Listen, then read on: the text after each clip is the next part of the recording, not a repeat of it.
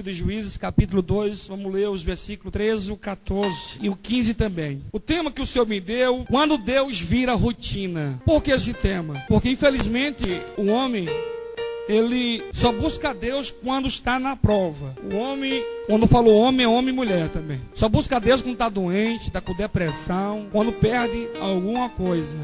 Eu estava lendo o livro de Juízes, capítulo 2, nós vamos ler e você vai entender essa mensagem. Que nós devemos buscar o Senhor só na hora da prosperidade e na hora da mudança. Nós temos que estar com o Senhor Jesus a todos os momentos, estar com Ele. Porque Deus, Ele está conosco todos os dias, entendeu?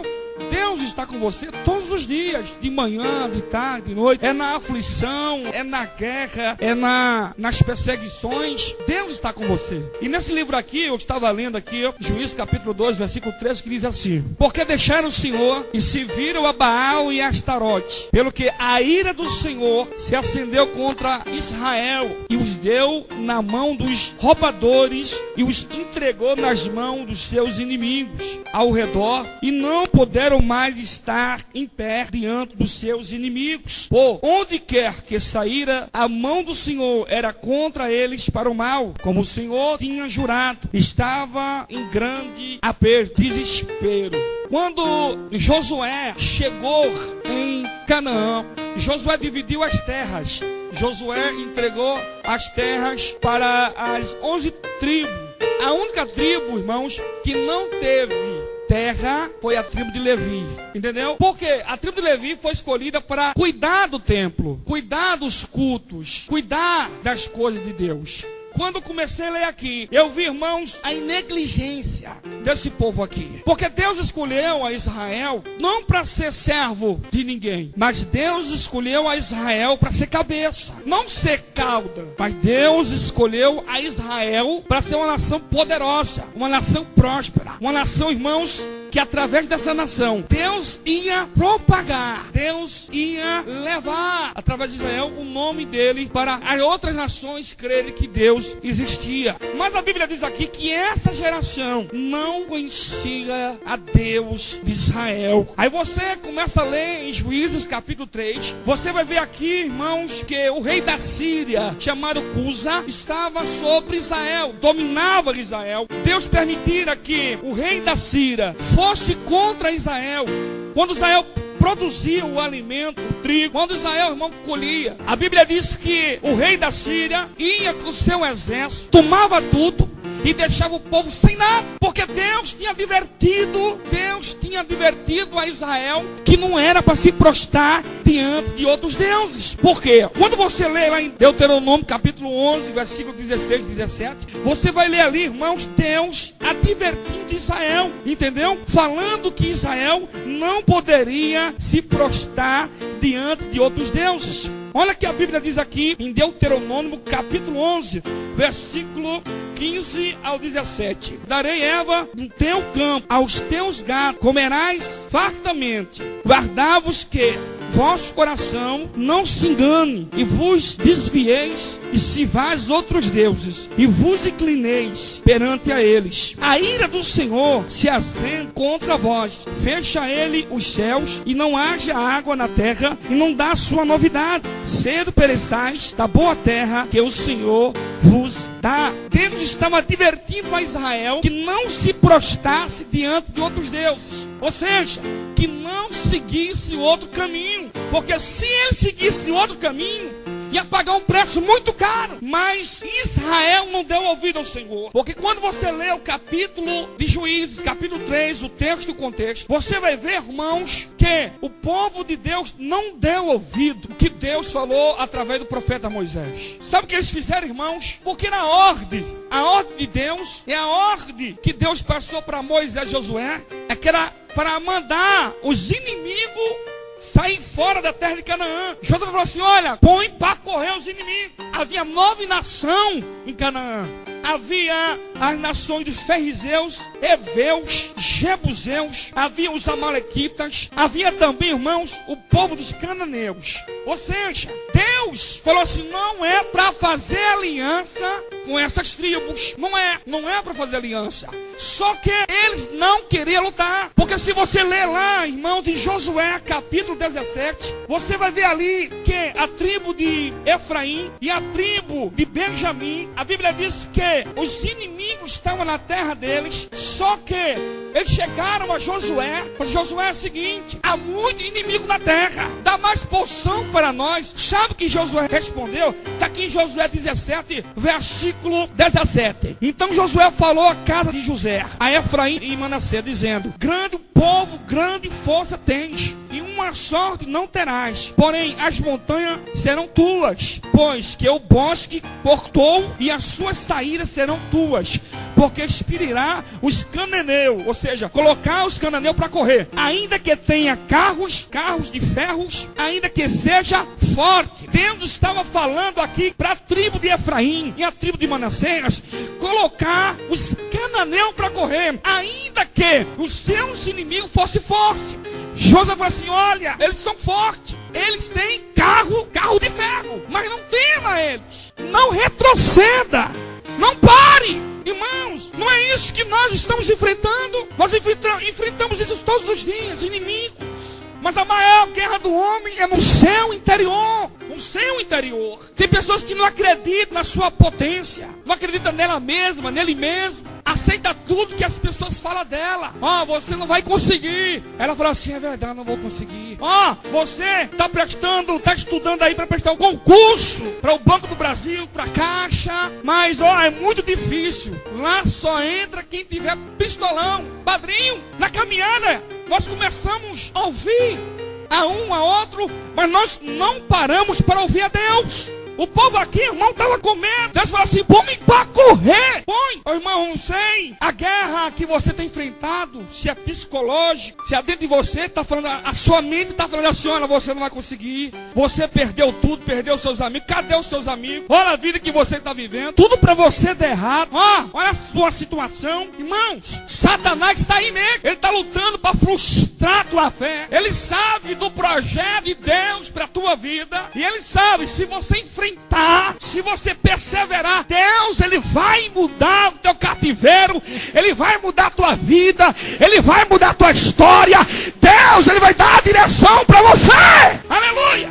Por isso, meu querido, aleluia, o inimigo pode ser forte, o inimigo pode estar aí te afrontando, te intimidando, mas eu tenho uma palavra profética para você, meu querido. Com ele está o braço de carne, conosco está o braço do Senhor dos exércitos, o alfa, o ômega, o princípio e o fim, o Deus que fez a promessa para você, o Deus que naquele dia usou o profeta e falou: meu filho, minha filha, não temais, não temas, porque eu sou contigo, eu vou colocar os seus inimigos por terra e vou dar a tua vitória.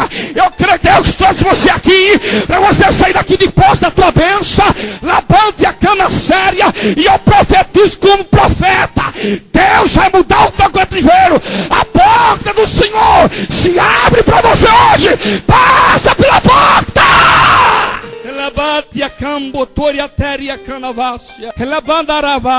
Aleluia.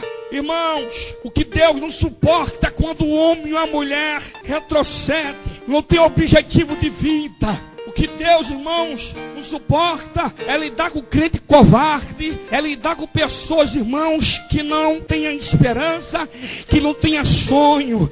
A Bíblia diz em Hebreus capítulo 10, 38, que o justo viveria de fé. Se ele retrocedesse, Deus não tinha prazer na alma dele. Eu quero dizer algo para você, meu querido. Aleluia, vai em frente. Não deixe o inimigo intimidar você. Não deixe o inimigo tentar frustrar os seus sonhos e tudo aquilo que Deus tem para fazer na tua vida. Sabe por quê? Porque a promessa está de pé. É o mesmo Deus, é o mesmo Senhor, é o mesmo Deus, irmãos, que defendeu Israel com braço forte no deserto e nas guerras. É o mesmo Senhor Jesus Cristo que um dia, irmão, estava numa grande tempestade, os demônios queriam matar Jesus afogado, com os apóstolos. Aleluia. Sabe o que Jesus fez? Aleluia. Ele se levantou na polpa do barco, levantou a sua mão e falou assim: vento, cala-te, mar. Aleluia. Para por aí, irmãos. Até o mar, até os ventos tem juízo. Sabe por quê? Porque o Criador, quando ele falou, a Bíblia não diz, mas eu creio que o vento olhou um para o outro e falou assim: calma aí, essa voz é diferente. Não estou entendendo não. Essa voz aí do Criador. Vamos parar por aqui, porque a última palavra dele, as ondas do mar já estavam encobrindo o barco. Uma onda olhou para o outro e falou assim: não, vamos parar, porque é o mestre que está falando. Aleluia. A onda se acalmou, o vento parou. Não estou entendendo, pastor. Se você, meu irmão, não ficar olhando dos lados, não ficar olhando para os problemas, não ficar olhando aí, aleluia, para as fraquezas dos outros, mas se você olhar para a cruz do Calvário e ver, meu irmão, Jesus Cristo, a tua vida vai mudar. Aleluia. A sua casa vai mudar. Tudo na tua vida vai mudar. A Bíblia diz aqui, irmãos, que Israel esqueceu do Senhor. Nós vivemos numa nação idólatra, uma nação de espírita, de macumbaria e etc. Mas nosso Deus é maior do que os deuses dele. Eu lembro que a minha mãe adorava o tal do Santo Antônio. Eu passei, irmãos, uma crise muito grande. Uma crise assim no meu interior, uma luta muito grande lá onde eu morava, lá em Maceió. E uma luta financeira. Minha mãe, professora, não ganhava bem naquela época. E eu vi os meninos tudo com roupa, tênis, e eu queria. Um certo dia, irmãos, fui falar para minha mãe falou assim: olha, vai lá perto pro Santo Antônio lá. Quem sabe o Santo Antônio arruma um trabalho para você, dá tudo aquilo que você deseja. Eu fui no mercado lá, irmão, naquele tempo, cego. Arrumei tanta vela, irmão. Acabei com as velas do mercado. E nunca o Santo Antônio arrumou um emprego para mim. Aleluia. Eu ficava virado. Eu falei assim: esse Santo Antônio não resolve nada, dona Leni. Não tá com nada esse Santo Antônio. Eu lembro que eu estava em casa, irmão, no meu quarto. E aquele dia orei. Eu não conhecia Deus. Eu só ouvi falar dele, irmão. Eu estava lá no quarto e falei assim: Deus, se você existe. Olha como eu falei, irmão. Eu desafiei a Deus. Falei: Deus, se o Senhor existe, me tira desse lugar. Abra uma porta de trabalho para mim. Eu pedi a Deus, irmãos. Luiz, com 3 meses, vieram os meninos do Rio de Janeiro, o Egnaldo, crente, um menino. E um dia eu conversando com ele falou assim: dobra o seu joelho, eu vou orar por você. E aquele menino, ele colocou as mãos sobre mim. Ele orou, irmãos, e o Espírito Santo veio sobre ele, uma rajada de língua, e ele profetizou sobre a minha vida. A partir daquele dia a minha vida mudou. Através daquele menino, irmão, eu conhecia Jesus, conhecia a palavra. Hoje eu estou aqui, aleluia, porque alguém orou por mim. Eu quero que você entenda uma coisa, que o segredo que nós temos na vida vitoriosa é perseverar, é crer em Deus. Por mais que a circunstância, por mais que os problemas, por mais que tudo que você está passando fala o contrário. Aleluia. Você olha assim e fala assim: Deus, cadê você? Eu vou na igreja, eu louvo o teu nome, eu estou lá presente, minha vida é uma guerra constante. Mas não te preocupe não, meu irmão, porque Deus, ele está nessa guerra. Deus, ele está com você. Enquanto você estiver com Deus, Deus vai estar com você. Enquanto você, meu querido, estiver andando com Ele, louvando o nome dele, Ele vai te carregar nos braços. Aleluia, pastor, eu não tenho força para orar, eu não tenho força para jejuar. Olha, está sendo muito grande a luta. O que vem na minha mente é desviar, o que vem na minha mente é parar, é desistir. É isso que o diabo quer que você faça, que você desvie, que você pare. Aleluia. Mas não, você vai prosseguir. Você não vai fazer igual Manassés, não. Você vai em frente. Sabe por quê? Porque Deus, ele vai fazer a diferença na tua vida. Deus, aleluia, ele vai dar a vitória para você.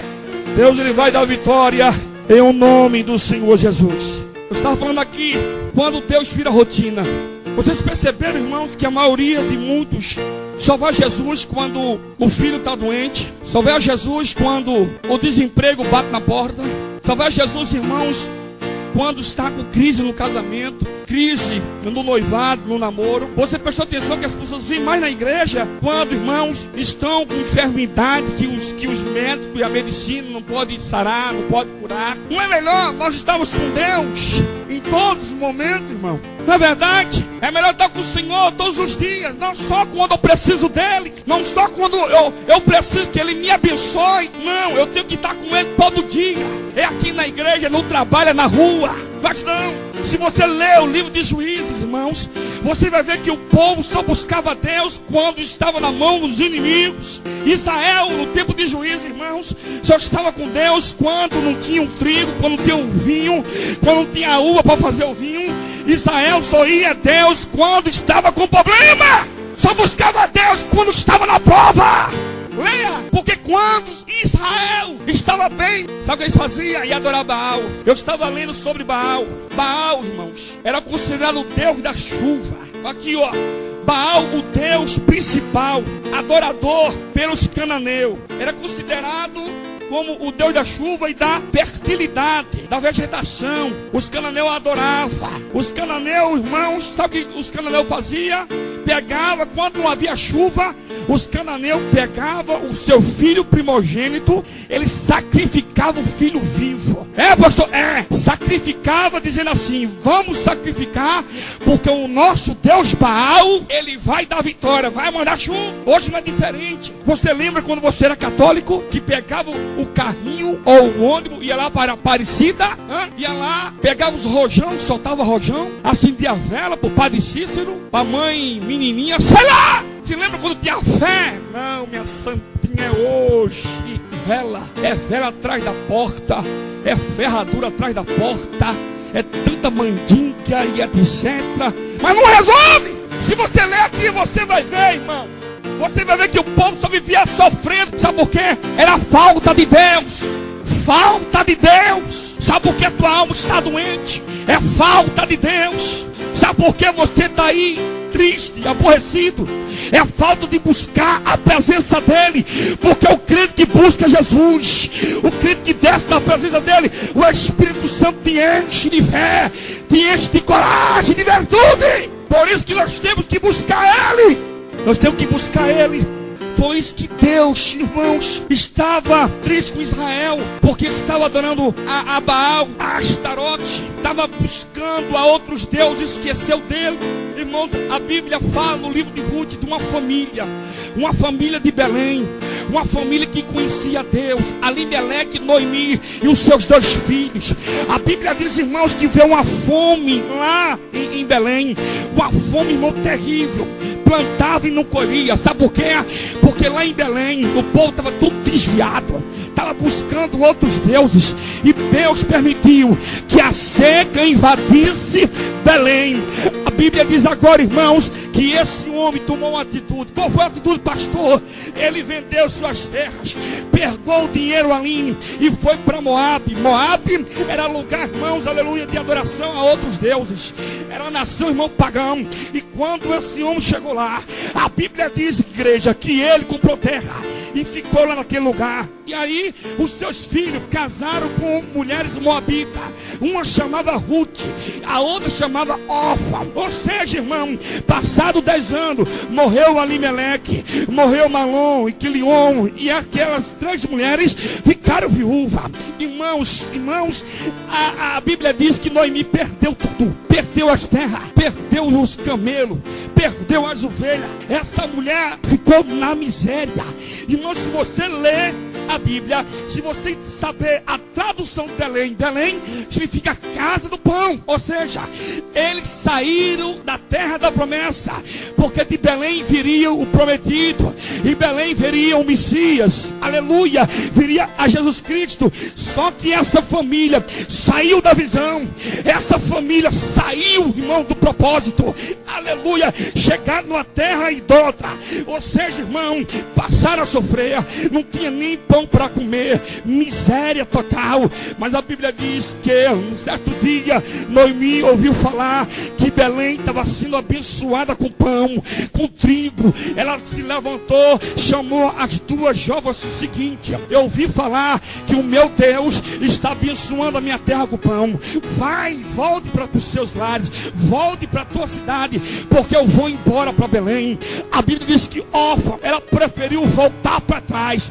Órfão, preferiu ficar com Deus, Malom, preferiu ficar com Deus Maloque, Astarote, porque a tribo de Moabe servia esses deuses, mas Ruth não. Ruth, irmão, ela ficou com Noemi, ela declarou a fé dela no Deus, irmãos, no Deus de Noemi. Porque se você ler o livro de Ruth, você vai ver a declaração de Ruth. Olha aqui para mim, crente, aleluia, ela declarou a fé no Deus de Noemi. Olha que a Bíblia diz aqui em Ruth, capítulo 1, versículo 16, e diz: porém, Ruth, não me insista, porém que eu te deixe e me afaste de ti, porque aonde quer que tu fores, irei eu, aonde quer que quiseres pousar a noite, pousarei eu. Teu povo é o meu povo, o teu Deus é o meu Deus, aonde quer que morreres, morrerei eu, ali serei sepultada. Me faça assim o Senhor outro tranto. Ou seja, essa mulher aqui, na diversidade, nos problemas,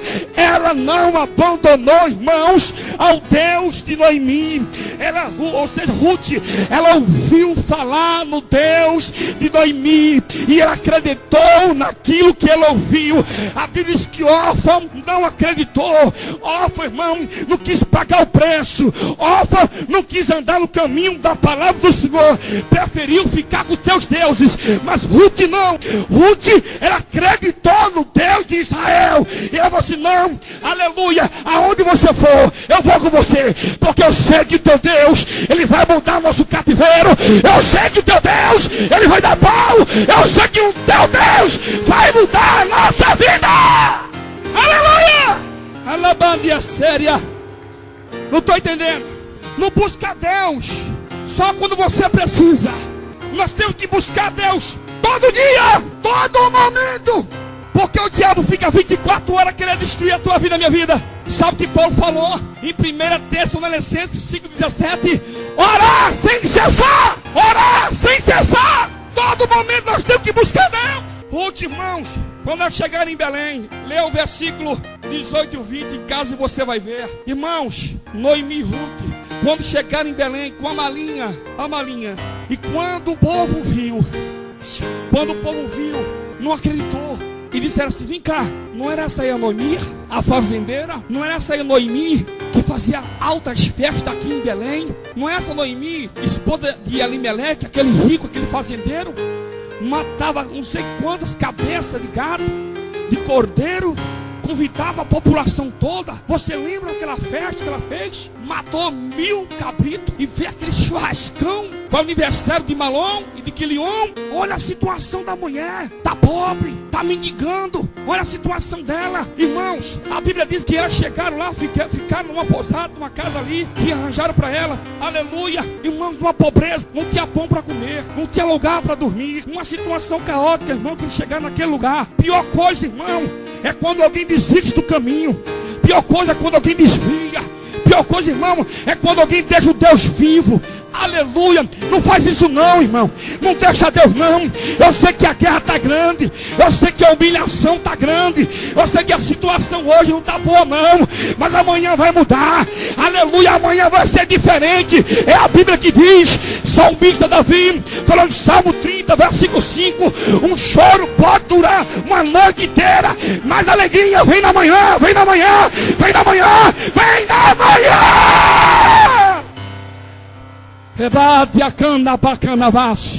Hoje você pode estar na prova, mas daqui um pouquinho de tempo, Deus pode mudar a tua vida, mudar o teu cativeiro, virar, aleluia, a tua vida.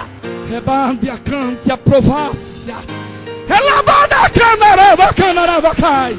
Eles estão falando que não tem jeito. Eles estão falando por aí que acabou, que o teu filho não tem jeito. Já mandaram você arrumar o caixão, já mandaram você preparar o pastor para fazer o velório.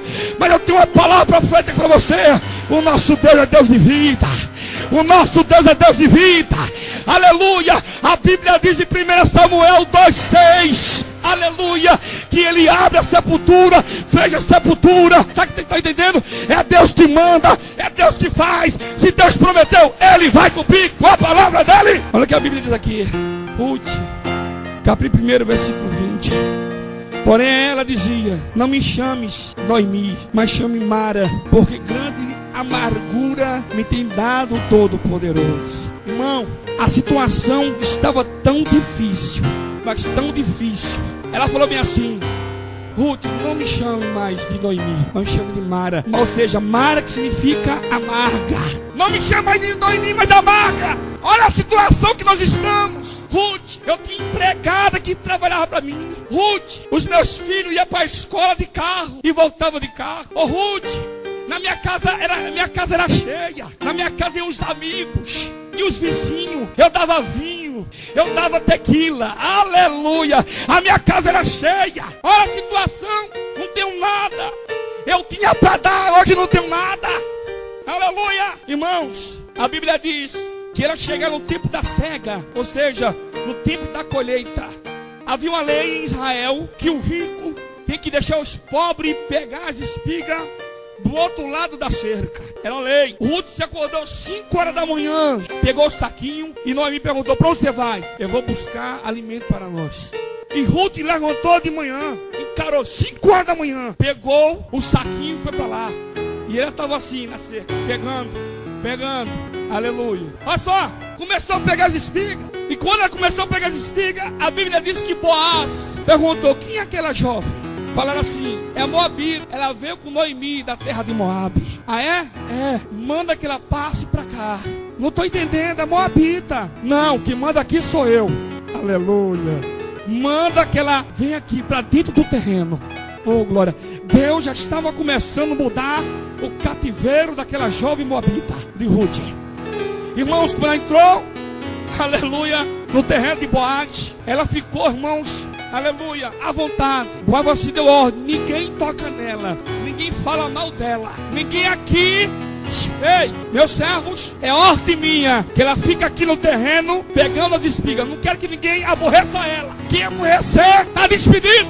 Aleluia. Olha a preocupação de Boaz com Ruth. Assim Deus se preocupa comigo e contigo. Deus nos guarda, irmão. Deus nos guarda debaixo das asas dele. É por isso que a Bíblia diz em Mateus 23, versículo 37. Olha que a Bíblia se referiu à igreja, a mim e a você. Jerusalém, Jerusalém, que mata os profetas e apredeja os que são enviados. Quantas vezes quis eu juntar os teus filhinhos, como uma galinha junta os seus pitinhos debaixo das suas asas, e tu não quiseste. Aleluia. Deus, meu querido, Ele quer te proteger. Jeová, Ele quer andar com você. Deus, Ele quer fazer parte da tua vida, não só aqui na igreja, mas na tua casa, no teu trabalho, aonde você for. Deus quer que você louve o nome dEle. Deus quer que você tenha compromisso com Ele. Aleluia. Porque o Espírito Santo, irmão, é uma pessoa. O Espírito Santo tem olhos e vê, tem boca e fala, tem mão e abraça. Deus não quer que você ande longe dEle, mas próximo dEle. Salmo 91: 1000 cairão ao teu lado, 10.000 à tua direita, mas tu não serás atingido. Repito de novo: não deixe que os mandamentos do Senhor, a sua comunhão com o Senhor, vire rotina. Não espere o mal bater na tua porta para você adorar a Deus. Não espere o desespero bater na tua porta para você buscar o Senhor Jesus. Não espere que você perca a tua empresa, perca o seu casamento, o seu filho, que os demônios, os espíritos se apostem na tua casa para você vir buscar Jesus. Não deixe esse mal chegar perto da tua porta. Porque se você ficar com Deus, Salmo 34:7, o anjo do Senhor acampa ao redor do que os teme, e Deus os livra do mal. Volte para o Senhor. Deixe o Espírito Santo invadir o teu ser. Se levante, porque se você se levantar, a glória da segunda casa será maior do que a primeira. Diz o Senhor que Ele nunca te abandonou, Ele nunca te deixou, foi você que deixou Ele. Mas diz Deus: eu estou braço aberto, te esperando. Labante até a séria. E você, muitas vezes tem pensado assim: ninguém me vê, me abandonaram, esqueceram de mim. Mentira, ninguém esqueceu de você. Jesus te ama, o teu pai te ama, tua mãe te ama, se preocupa com você. Aleluia. Dê um passo, Senhor, hoje, e Deus vai dar 1000 a você. Na banda a canda teria vácia. Diz Deus: se você vier a mim, eu vou restaurar aquele jovem, vou colocar ele de pé, vou fazer dele de um profeta na minha mão. Só depende de você. Deixa eu entrar na tua vida. Deixa o Espírito Santo falar nos teus lábios, irmão. Aleluia. A Bíblia diz, irmão, no livro de Juízes, que o rei da Síria prisionou, mas Deus levantou Otoniel. Otoniel, a Bíblia diz que cheio do Espírito Santo, irmão, foi contra os inimigos de Deus. E Deus foi com esse guerreiro. Aleluia. Deus entregou o rei da Síria na mão de Otoniel. O que Deus precisa de homens e mulheres que tenham compromisso com Ele. Porque tudo isso aí é passageiro. Não trai o Senhor. Não larga o Senhor por nada. Não largue. Não larga o Senhor por prazeres carnais. Porque a alegria de Deus é ver você bem. Deus não tem prazer de envergonhar ninguém. Sabe quem envergonha? É Satanás. Luta contra esse mal. Luta contra a sua mente. A sua mente vem e fala assim: olha, vai adulterar, e você vai adulterar. Vai mentir, e você vai mentir. Não troque a tua casa por momento de prazer. Não troque a tua casa por momentos, aleluia, volúvel. Ame o teu marido, ame a tua casa, ame os seus filhos. Toda aventura custa um preço. Toda aventura custa um preço. Israel estava sofrendo porque escolheu se aventurar. Aquele que deixa o Senhor quebra a cara. E não fique brabo comigo não, nem bicudo, nem bicudinha. É verdade. Se não andar com Deus, se não estiver com o Senhor, vai pagar o preço. Vai chorar. E vai começar do zero. A Bíblia diz que esse povo aqui começou do zero. Não queira começar do zero. Fique com Deus. A Bíblia diz que Deus mudou o cativeiro. Deus entregou o rei da Síria, Uzã, na mão de Otoniel. E Deus mudou o cativeiro de Israel. Amém? Se você crê, meu irmão, Deus ele vai mudar o cativeiro da tua vida. Você pode passar a pressão que você for. Pastor, tá difícil. Deus ele vai mudar. Não aguento. A Bíblia diz que o poder de Deus aperfeiçoa na fraqueza. É quando nós estamos fracos, aí que Deus nos usa. Um crente mais fraquinho aqui dá uma surra de Satanás, uma vara. Se tiver com Jesus, você vai vencer. Amém? Vamos orar. Aleluia. Glória a Deus. Eterno Deus, Pai, eu quero colocar o teu povo nas tuas mãos, Jesus. Todos que estão aqui, Jesus, todos que vieram ouvir a tua palavra, eu creio que vão sair daqui de posse de vitória.